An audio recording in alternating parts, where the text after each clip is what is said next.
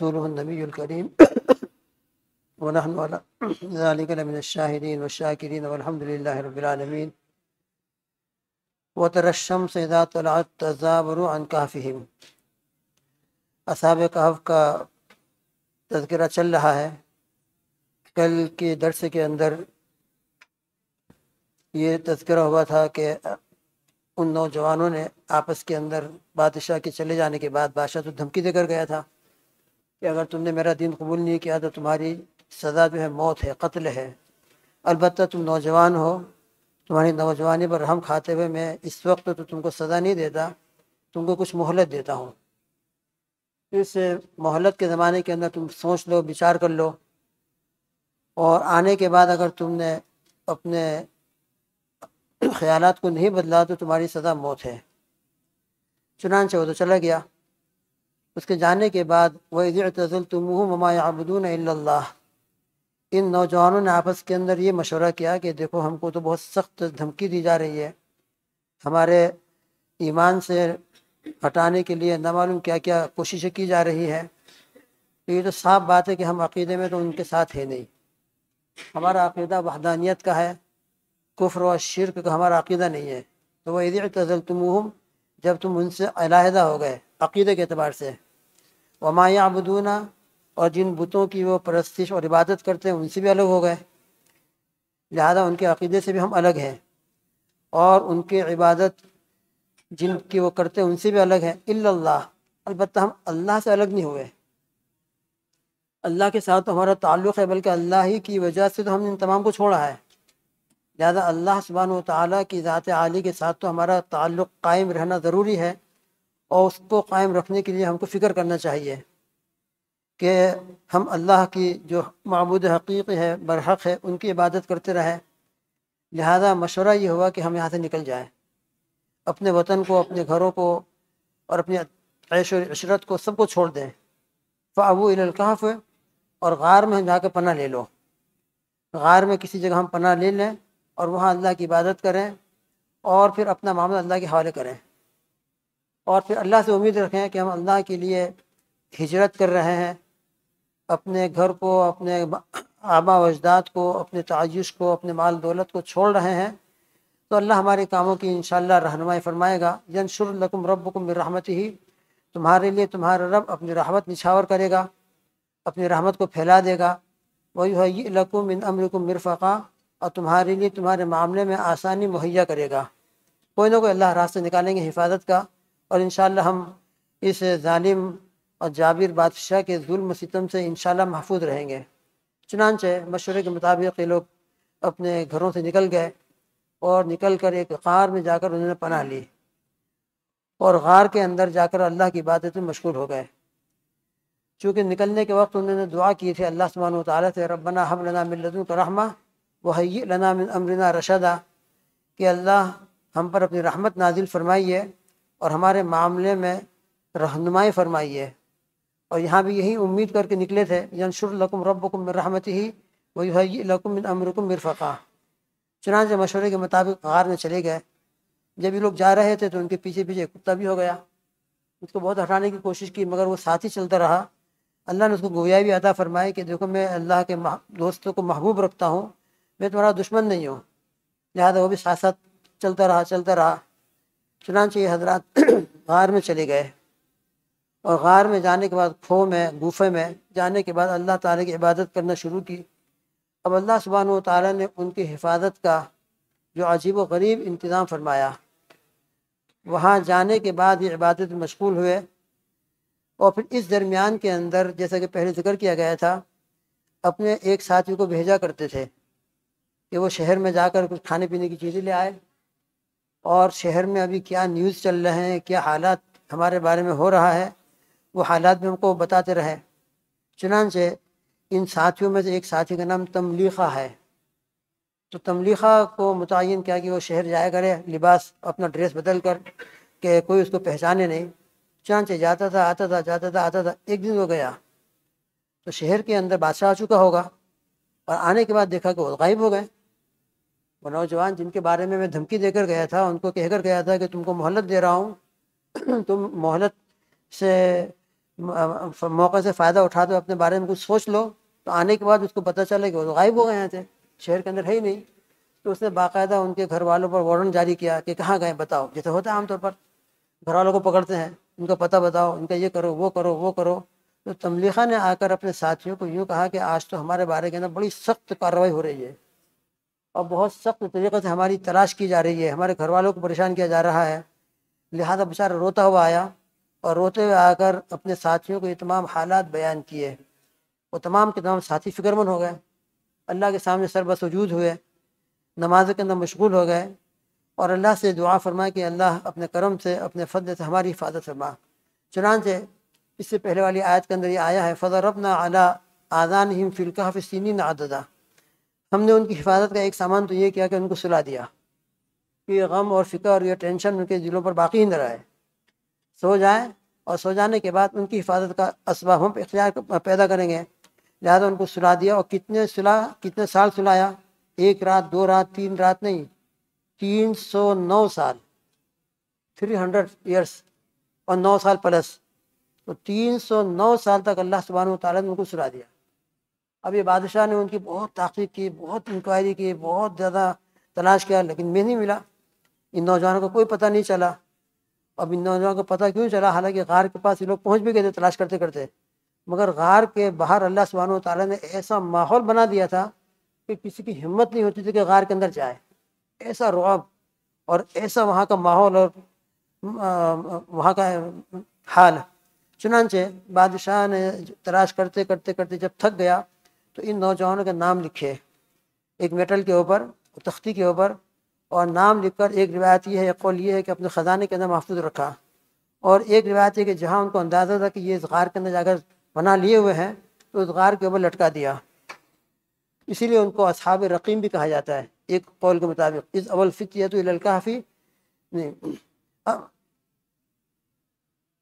اس اول اوپر آیت شریف آئی ہے ام حسبت ان اصحاب الکہف والرقیم، تو اصحاب کہف اور اصحاب رقیم جمہور کے تحقیق کے مطابق تو یہی قول ہے کہ یہ دونوں ایک ہی گروپ کا نام ہے، ایک ہی گروپ کے 2 القاب ہیں، ان کو اصحاب کہف بھی کہا جاتا ہے اور ان کو اصحاب رقیم بھی کہا جاتا ہے۔ اصحاب کہف تو اس وجہ سے کہ ان لوگوں نے غار میں جا کر پناہ لی تھی، اور اصحاب رقیم کے ایک معنی غار کے بھی آتے ہیں اور رقیم کے ایک معنی لکھنے کے بھی آتے ہیں، اور یہاں رقیم بمعنی مرقوم ہے یعنی لکھے ہوئے، تو چونکہ بادشاہ نے ان کے ناموں کو لکھ کر اپنے خزانے کے اندر محفوظ رکھا تھا اس لیے ان کو اصحاب رقیم بھی کہا جاتا ہے۔ تو اللہ سبحانہ و تعالیٰ نے ایک طرف تو یہ انتظام کیا کہ ان کو سلا دیا، یہ لوگ تھک گئے اور تھکنے کے بعد جب ان سے بالکل مایوس ہو گئے تو ان کے نام لکھ کر اپنے خزانے میں محفوظ کر دیے۔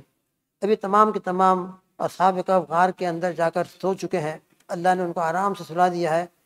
اب غار میں جانے کے بعد ان کے جسموں کی حفاظت ہو، ان کے جسموں کے اوپر کوئی اثر پیدا نہ ہو، ورنہ ایک انسان پڑا رہتا ہے تو ایک مدت کے بعد اس کے جسم کے اندر تغیر آنا شروع ہوتا ہے، لیٹے رہنے کی وجہ سے چاندے پڑ جاتے ہیں، بعض مرتبہ ہم بیمار کو دیکھتے ہیں بیچارے سیٹ لیٹے رہتے ہیں، تو کچھ مدت کے بعد ان کی پیٹھ کے اوپر چاندے اور پھنسیاں اور ان کی پیٹھ کی حالت خراب ہو جاتی ہے۔ تو رب ذوالجلال نے ان تمام چیزوں سے حفاظت کے لیے عجیب و غریب انتظام فرمایا۔ تو فرماتے ہیں اسی کے بارے میں وَتَرَى الشَّمْسَ إِذَا طَلَعَت تَزَاوَرُ عَنْ كَهْفِهِمْ، تم سورج کو دیکھو گے کہ جب وہ طلوع ہوتا ہے تزاور عن کہفہم ذات الیمین، تو سورج کے طلوع ہونے کے بعد وہ دھوپ غار کے اندر آ سکتی ہے، مگر اللہ سبحانہ وتعالی نے سورج کو بھی ان کی خدمت میں لگا دیا، اور اس طریقے سے وہ گزرتا تھا داہنی طرف سے جب صبح کو طلوع ہوتا تھا کہ وہ دھوپ باہر کے باہر رہے، اندر روشنی اور اندر لائٹ اور ہوا جاتی رہے، اور وہ غار بھی کوئی تنگ نہیں تھا، وہ ہم فی فجوۃ منہ، وہ غار بہت اندر سے کشادہ تھا، کھلا میدان تھا، اور کھلا میدان ہونے کی وجہ سے ظاہری بات ہے کہ دھوپ اندر یقیناً آئے گی، ہمارے گھر میں آتی ہے، ہم دیکھتے ہیں صبح شام، صبح کے نہیں ہوتی تو شام کو آ جاتی ہے ہمارے گھر کے اندر، یارڈ کے اندر آ جاتی ہے، کبھی سٹنگ روم میں آ جاتی ہے، کبھی پیچھے لیونگ روم میں آ جاتی ہے، لیکن اللہ سبحانہ و تعالیٰ نے اس کے باوجود کہ غار کشادہ تھا، آرام سے وہ سو رہے تھے، مگر یہ دھوپ کی گرمی اور تپش سے ان کی حفاظت کے لیے اللہ سبحانہ و تعالیٰ نے سورج کا نظام بدل دیا، کہ سورج نکلتا تھا مگر سورج اس طریقے سے گزرتا تھا داہنی طرف سے کہ دھوپ اندر غار کے اندر نہ جائے، تاکہ دھوپ کی گرمی سے ان کے جسموں کے اوپر کوئی اثر پیدا نہ ہو۔ وَإِذَا غَرَبَتْ تَقْرِضُهُمْ ذَاتَ الشِّمَالِ، اور جب بائیں طرف سے آفتاب کے غروب ہونے کا ٹائم آتا تھا تو اس وقت بھی بائیں طرف سے آفتاب غروب ہونے کے وقت میں اس حصے کو کاٹ دیتا تھا، اور اس طریقے سے غروب ہوتا تھا کہ غروب ہونے کے وقت میں بھی، شام کے وقت میں بھی دھوپ جو ہے اندر نہیں جاتی تھی۔ تو نہ صبح کے وقت میں دھوپ اندر جا رہی ہے، نہ زوال کے وقت میں جا رہی ہے، نہ شام کے وقت میں جا رہی ہے، البتہ ہوا کی آمد و رفت ہے، روشنی ہے، وہ سب کچھ ہے۔ وَهُمْ فِي فَجْوَةٍ مِّنْهُ، حالانکہ وہ اس کے کھلے میدان میں ہے، یعنی اندر غار جو ہے کچھ چھوٹا سا غار نہیں ہے، چھوٹا سا گوفہ نہیں ہے، بہت بڑا اندر گوفہ ہے، بہت بڑا غار ہے، مگر رب ذوالجلال نے ان کے جسموں کی حفاظت کے لیے ایک انتظام تو یہ فرمایا کہ دھوپ کی گرمی اور تپش سے ان کے جسموں کی پوری حفاظت فرمائی۔ لہذا دھوپ نکلتی تھی، روزانہ آفتاب طلوع ہوتا تھا اور روزانہ آفتاب غروب ہوتا تھا، لیکن ان کے جسموں کے اوپر ان کی تپش اور اس کی ہیٹ اور اس کی گرمی کا کوئی اثر نہیں ہوتا تھا۔ کہ اللہ فرماتے ہیں ذالک من آیات اللہ، یہ بھی اللہ کی نشانیوں میں سے ایک نشانی ہے کہ دیکھو، حالانکہ کشادہ غار ہے اور یقیناً جب آفتاب طلوع ہوگا تو غار کے اندر روشنی اور دھوپ جا سکتی ہے، مگر ہم نے ان کی حفاظت کی، اور یہ بھی ہماری نشانیوں میں سے ایک نشانی ہے۔ چنانچہ اصحاب کہف کے واقعے کے اندر اللہ تعالیٰ کی بہت سی نشانیوں کا ظہور ہے، اور یہ اللہ کے ولی ہیں۔ یہ تمام کے تمام نوجوان نبی تو نہیں ہے، انبیاء نہیں ہے، مگر اللہ کے ولی ہیں، اور اللہ کے ولیوں کے لیے جو بات خرق عادت، خلاف عقل بات ثابت ہوتی ہے، ظاہر ہوتی ہے، اس کو شریعت کی اصطلاح میں کرامات کہا جاتا ہے۔ اور اگر نبی سے کوئی بات ظاہر ہوتی ہے، پیغمبر سے کوئی بات ظاہر ہوتی ہے خرق عادت اور خلاف عقل، اس کو معجزہ کہا جاتا ہے۔ یہ معجزہ اور کرامت باقاعدہ ہماری جو عقیدے کی کتابیں ہیں، شرح عقائد ہے، عقیدہ طحاویہ ہے، وغیرہ وغیرہ، ان کتابوں کے اندر جہاں ہمارے اہل سنت والجماعت کے عقائد کو بیان کیا جاتا ہے، تو یہ بھی عقیدہ بیان کیا جاتا ہے کہ جتنے بھی انبیاء علیہ السلام دنیا میں تشریف لائے اور اللہ نے ان کو معجزے عطا فرمائے، ان معجزوں کے اوپر ایمان لانا ہمارا عقیدہ ہے، ان کو ماننا ضروری، ہمارے عقل میں آئے یا نہ آئے۔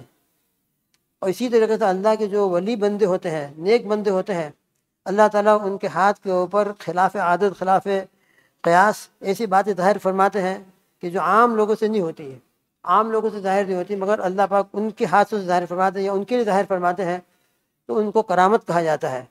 تو اصحاب کہف کے واقعے سے علماء مفسرین نے معجزے کے حق ہونے پر اور کرامات کے حق ہونے پر بھی استدلال کیا ہے، اس سے کہ اللہ سبحانہ وتعالیٰ نے اس کو ذالک من آیات اللہ کہہ کر بیان فرمایا ہے۔ یہ آفتاب کا اندر نہ پہنچنا اور ان کے جسموں کی حفاظت ہونا، یہ بے شک ان کے لیے کرامت ہے، اور رب ذوالجلال اس کو اپنی ایک آیت بیان فرما رہے ہیں۔ لہذا جب اللہ کی آیت میں سے ایک آیت ہے تو اس پر ہمارے لیے ایمان لانا ضروری ہے۔ قرآن پاک کی اس آیت شریفہ سے ظاہر ہو رہا ہے کہ اللہ کے ولیوں کی کرامت بھی بالکل برحق ہے، اور اللہ کے انبیاء اور نبیوں کی معجزے بھی بالکل برحق ہیں، اور یہ اللہ کی آیتوں میں سے ایک آیت ہوتی ہے۔ اصحاب کہف کے واقعے کے اندر بہت ساری کرامتیں ہیں۔ ایک کرامت تو یہ ہے کہ اللہ سبحانہ و تعالیٰ نے بالکل غیر خرق عادت طریقے سے ان کی حفاظت فرمائی، اور 309 سال تک ان کو سلائے رکھا، اور 309 سال کے بعد جب وہ بیدار ہوئے تو ان کے جسموں کے اوپر کوئی تغیر نہیں، ان کے صحت اور تندرستی پر کوئی اثر نہیں، ان کے جسم میں بالکل جیسے پہلے محفوظ سے انسان رات کو سوتا ہے، صبح کو اٹھتا ہے الحمدللہ اللہ اٹھا دیتے ہیں، وہ بھی تندرست اٹھاتے تو اللہ اٹھتے ہم، تو 309 سال کے بعد وہ اٹھ رہے ہیں، اور 309 سال کے بعد اٹھنے کے باوجود بھی ان کے جسموں کے اندر کوئی تغیر نہیں اور کوئی فرق نہیں، نہ ان کی صحت کے اندر کوئی فرق آیا اور نہ ان کے جسموں پر کوئی تغیر پیدا ہوا، نہ ان کے جسموں کے اندر کوئی چاندے وغیرہ پیدا ہوئے، کچھ نہیں۔ یہ بہت بڑی کرامت ہے کہ اتنی مدت کے بعد انسان بیدار ہو رہا ہے اور اس کے جسم پر کوئی تغیر نہیں ہو رہا ہے۔ یہ کون کر رہا ہے؟ اللہ کر رہا ہے، یہ اللہ کے حکم سے ہو رہا ہے۔ لہذا ایک آیت تو یہ ہے۔ پھر ایک آیت یہ بیان فرمائی کہ 309 سال اٹھنے کے بعد ان کے جسم میں جیسے تھے ویسے کہ ویسے محفوظ، حتیٰ کہ ان کا جو کتا تھا اللہ سبحانہ وتعالیٰ نے اس کو بھی سلا دیا، اور وہ بھی 309 سال کے بعد اسی طرح بیدار، اور وہ بھی اٹھا، اللہ نے اس کی بھی حفاظت فرمائی۔ لہذا یہ بھی اللہ تعالیٰ کی آیتوں میں سے ایک آیت ہے۔ اور پھر آفتاب طلوع ہو رہا ہے، اندر روشنی جا رہی ہے، ہوا جا رہی ہے، اور ان تمام باتوں کے باوجود بھی دھوپ ان پر نہیں جا رہی ہے، اور دھوپ سے اور دھوپ کی ہیٹ اور گرمی سے ان کی حفاظت کی جا رہی ہے۔ یہ بھی اللہ کی آیتوں میں سے ایک آیت، یہ بھی کرامت۔ اور پھر آگے والی آیت جو آ رہی ہے یہ تو ان کے جسموں کے بارے میں ہے، اور پھر آگے والی آیت کے اندر ظاہر کے اعتبار سے ماحول کے اعتبار سے اس غار کی اس گفے کی کس طرح اللہ نے حفاظت فرمائی اس کا آگے کی آیت میں تذکرہ ہے۔ یہاں صرف ہم کو یہ سمجھنا ہے، اللہ فرماتے ہیں ذالک من آیات اللہ، اصحاب کہف کے اس واقعے کے اندر اللہ تعالیٰ کی بہت سی آیتیں ہیں، کرامتیں ہیں، ان کرامتوں کے اوپر ایمان لانا ضروری ہے۔ من یہد اللہ فہو المہتد، چنانچہ جو اللہ کے نیک بندے ہیں، سعادت مند روحیں ہوتی ہیں، وہ جب اللہ کے ولیوں کی کرامتوں کو سنتے ہیں، معجزات کو سنتے ہیں، تو فوراً آمنا باللہ وصدقنا، فوراً اس پر ایمان لاتے ہیں اور تصدیق فرماتے ہیں۔ اور ان کا دل کا عقیدہ یہ ہوتا ہے کہ اگرچہ ہماری عقل میں یہ بات نہیں آ رہی ہے اور ہماری سمجھ میں بات نہیں آ رہی ہے، مگر اللہ جو چاہے کر سکتے ہیں۔ اللہ سبحانہ و تعالیٰ کی قدرت سے کوئی چیز باہر نہیں ہے، لہذا جتنے معجزات ہیں انسان کی عقل سے بالکل باہر ہے، مگر اللہ سبحانہ و تعالیٰ کرنا چاہے کر سکتے ہیں۔ حضور پاک صلی اللہ علیہ وسلم نے اس چاند کو اشارہ کیا، چاند کے 2 ٹکڑے ہو گئے۔ آپ صلی اللہ علیہ وسلم کے ہاتھ مبارک کے اندر کنکریاں آپ صلی اللہ علیہ وسلم کا کلمہ پڑتی تھی، یہ آپ کے معجزہ ہے۔ اور اس طرح کے بہت سارے معجزات ہیں اور کرامات ہیں، لہذا یہ کرامات انسان کے عقل میں آنے والی بات نہیں ہوتی ہے، مگر ایمان کا تقاضا یہ ہوتا ہے کہ اس کے اوپر ہم ایمان لائیں، اس کی تصدیق کریں اور خواہ مخواہ ان کی تکذیب نہ کریں۔ لہذا من یہد اللہ فہو المہتد، ان کرامتوں کے سننے کے بعد جو ان کی تصدیق کرتا ہے اور ان کو صحیح سمجھتا ہے اور پھر اللہ کے حوالے کرتا ہے کہ اللہ کی قدرت کے اندر سب کچھ ہے، اور کرامت بھی حقیقت میں اللہ ہی کا فعل ہوتا ہے، معجزہ بھی اللہ ہی کا فعل ہوتا ہے۔ البتہ اللہ کا وہ فعل جو ہے کرنے والی ذات اللہ کی ہوتی ہے، مگر وہ فعل کسی نبی کے ہاتھ میں ظاہر ہوتا ہے تو اس کو معجزہ کہا جاتا ہے، اور اللہ کا وہ فعل کسی اللہ کے ولی کے ہاتھ میں ظاہر ہوتا ہے تو اس کو کرامت کہا جاتا ہے۔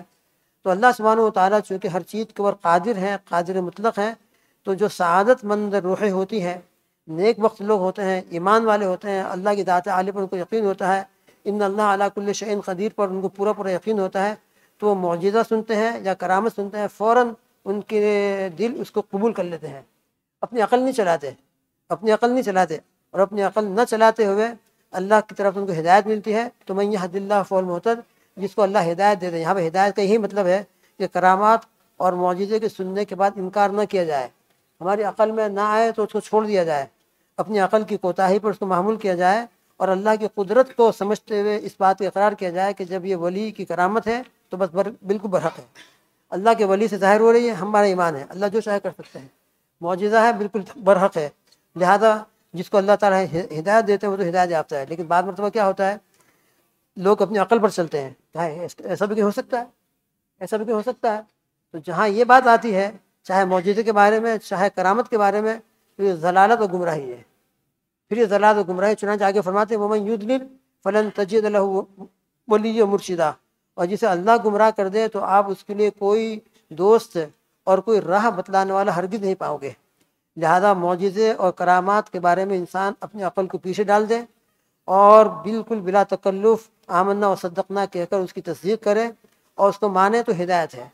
اور اگر اپنی عقل پر چل کر اس کا انکار کرے گا، معجزے کا انکار کرے گا، تو معجزے انکار تو بالکل کفر ہے۔ اس کا باقاعدہ ایسے معجزے جن کا ثبوت قرآن سے ہے، حدیث سے ہے، اس کو تو ماننا بالکل ضروری ہے۔ لہذا معجزے ہیں، کرامتیں ہیں، ان کے انکار کرنے کے نتیجے میں انسان ضلالت و گمراہی میں پڑتا ہے۔ لہذا اپنے آپ کو ضلالت و گمراہی سے بچانے کی کوشش کرے، ورنہ جو شخص ضلالت و گمراہی میں پڑے گا تو پھر اللہ فرماتے ہیں وَمَن يُضْلِلْ، اللہ جس کو گمراہ کر دے۔ گمراہ کب کرتے ہیں اللہ تعالیٰ؟ جب کہ انسان اپنی عقل کے پیچھے پڑتا ہے اور آرگیومنٹ کرتا ہے، خواہ بحث و مباحثہ کرتا ہے، اور لوگوں کو بدظن کرنے کے لیے اس قسم کی باتیں کرتا ہے کہ جس سے خود بھی گمراہ ہو اور دوسروں کو بھی گمراہ کرے، تو پھر اللہ تعالیٰ پھر اس کی گمراہی میں اس کو آگے بڑھنے دیتے ہیں، اور پھر اللہ جس کو گمراہ کرتے ہیں فلن تجد لہ ولیًّا مرشدا، تو آپ اس کے لیے کوئی دوست اور کوئی راہ بتلانے والا نہیں پائیں گے۔ لہذا ان آیتوں سے جو ایک عقیدے کی بات ثابت ہو رہی ہے وہ یہ ثابت ہو رہی ہے کہ اصحاب کہف کے واقعے کے اندر بہت ساری کرامتوں کا تذکرہ ہے۔ چونکہ اللہ کے نیک بندے ہیں، ولی ہیں، تو ان کے لیے جو باتیں ظاہر ہوئی ہیں، ان کے ہاتھ سے جو باتیں ظاہر ہوئی ہیں، ان تمام کو کرامت کہا جائے گا، معجزہ نہیں کہا جائے گا۔ لیکن بہرحال کرامت بھی برحق ہے اور معجزہ بھی برحق ہے۔ تو ان آیتوں سے یہ ثابت ہو رہا ہے کہ معجزے کے اوپر بھی ایمان لانا ہمارے لیے ضروری ہے، کرامتوں کو برحق سمجھنا یہ بھی ہمارے لیے ضروری ہے۔ ان کا انکار ضلالت و گمراہی ہے۔ اللہ تعالی ہم سب کو صحیح عقیدوں پر قائم رکھے اور صحیح عقیدوں کے اوپر استقامت نصیب فرمائے۔ درود شریف پڑھیں۔ بسم اللہ الرحمن الرحیم، سبحانک اللہم و بحمدک ونشہد ان لا الہ الا انت نستغفرک ونتوب الیک۔ اللہم صلی علی محمد وعلی آل محمد کما صلیت علی ابراہیم وعلی آل ابراہیم انک حمید مجید۔ اللہم بارک علی محمد وعلی آل محمد کما بارکت علی ابراہیم وعلی آل ابراہیم انک حمید مجید۔ ربنا ظلمنا أنفسنا وإن لم تغفر لنا وترحمنا لنكونن من الخاسرين. ربنا لا تزغ قلوبنا بعد إذ هديتنا وهب لنا من لدنك رحمة إنك أنت الوهاب. اللهم حبب إلينا الإيمان وزينه في قلوبنا وكره إلينا الكفر والفسوق والعصيان واجعلنا من الراشدين واجعلنا من الذاكرين واجعلنا من عبادك المخلصین المخبتین الذاکرین. یا اللہ ہم سب کے گناہوں کو معاف فرما. اے رب ذوالجلال ہم سب کے لیے ہدایت کے فیصلے فرما. ہمارے بچوں کی یا اللہ تربیت فرما. ہمارے بچوں کی تربیت کی ہم کو توفیق عطا فرما. اے اللہ ہمارے نوجوانوں کی حفاظت فرما. یا اللہ یہ نوجوان ہی تھے اپنے ایمان کی فکر ان کو لاحق ہوئی اور اپنے ایمان کی فکر کے لیے انہوں نے بادشاہ سے بھی مقابلہ کیا اور اپنے ایمان کی حفاظت کے لیے اپنے وطن کو اپنے گھروں کو چھوڑا اور اپنے وطن اور گھروں کو چھوڑ کر اللہ غار میں جا کر پناہ لی. اے اللہ ہم سب کو بھی ایسا ایمان عطا فرما. ہم سب کو ہمارے نوجوانوں کو اپنے ایمان کی حفاظت کی فکر ہو. مسجدوں میں آنے کے بعد مسجدوں کو آباد کرنے کی فکر ہو. نمازوں کی فکر ہو. صحیح طریقے سے اللہ کے سامنے کھڑے ہونے کی توفیق ملے. اے اللہ ہم سب کو ہمارے والدین کو بچوں کو ان کی توفیق عطا فرما. اے اللہ بچوں کی تربیت کے لیے ہم سے جو باتیں کہی جاتی ہیں ان تمام باتوں پر ہم سب کو بچوں کو ان کے والدین کو عمل کرنے کی توفیق عطا فرما. اس میں ہمارے ہی فائدہ ہے. ہمارے بچوں کی آئندہ کی زندگی بنے گی. جیسے کل ذکر کیا گیا تھا کہ جوانی کا زمانہ اصل بننے کا زمانہ ہوتا ہے. یہ اللہ علماء مفسرین نے یہ فرمایا انہم فتیۃ کے اوپر کہ اصل بننے کا زمانہ جوانی کا زمانہ ہوتا ہے. جوانی کے زمانے میں جب انسان کا ایمان بن جاتا ہے, عبادت بن جاتی ہے, اللہ سے تعلق قائم ہو جاتا ہے تو پھر انشاءاللہ وہ ہمیشہ قائم رہتا ہے. اللہ ہمارے نوجوانوں کو ہدایت نصیب فرما. مسجد میں آنے کے بعد اللہ کے سامنے صحیح طریقے سے نمازیں پڑھنے کی توفیق عطا فرما. رکوع و سجدہ کرنے کی توفیق عطا فرما. تربیت فرما ہمارے والدین کی بھی اور ہمارے بچوں کی بھی تربیت فرما. یا اللہ اپنے کرم کا اپنے فضل کا معاملہ فرما. یا اللہ محبتوں کے ساتھ ہمارے والدین کی اور ہمارے بچوں کی تربیت کرنا ہمارے لیے مقدر فرما. یا اللہ اپنے کرم سے اپنے فضل سے ہماری مسجدوں کو حقیقی معنی میں مسجد بنا دے کہ جہاں سے ہدایت ملتی ہو, جہاں آنے کے بعد اللہ سے تعلق بڑھتا ہو, مسجدوں میں آنے کے بعد اللہ سے محبت بڑھتی ہو, نمازوں میں اللہ کے سامنے کھڑے ہو کر رکوع و سجدہ کرنے کے اندر ان کا دل لگتا ہو. یا اللہ ایسی تربیت اور ایسی محبت اور ایسا اللہ کے ذات عالی کے ساتھ تعلق نصیب فرما. اے اللہ اپنے کرم سے جو محنتیں ہو رہی ہیں جماعتوں کی لائن سے ہے, درس کی لائن سے ہے, یا اللہ اصلاحی لائن سے ہے, یا اللہ اپنے کرم سے ان تمام اپنے فضل و کرم سے اسباب کو یا اللہ اپنے کرم سے کامیابی عطا فرما اور ہم سب کی تربیت فرما. ربنا تقبل منا انك انت السميع العليم وتب علينا يا مولانا انك انت التواب الرحيم.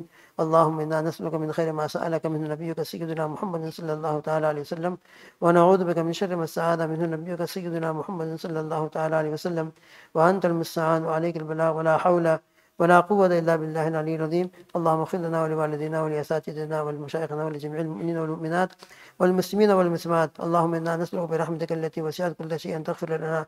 اللهم اجعلنا من متقاء شهر رمضان. اللهم اجعلنا من متقاء شهر رمضان. یا اللہ افطار کے وقت میں آپ ہزاروں اور لاکھوں کو جہنم سے آزاد فرماتے ہیں. ہم سب کو جہنم سے آزاد نصیب فرما. ہمارے گھر والوں کو پوری امت کو جہنم سے آزاد نصیب فرما.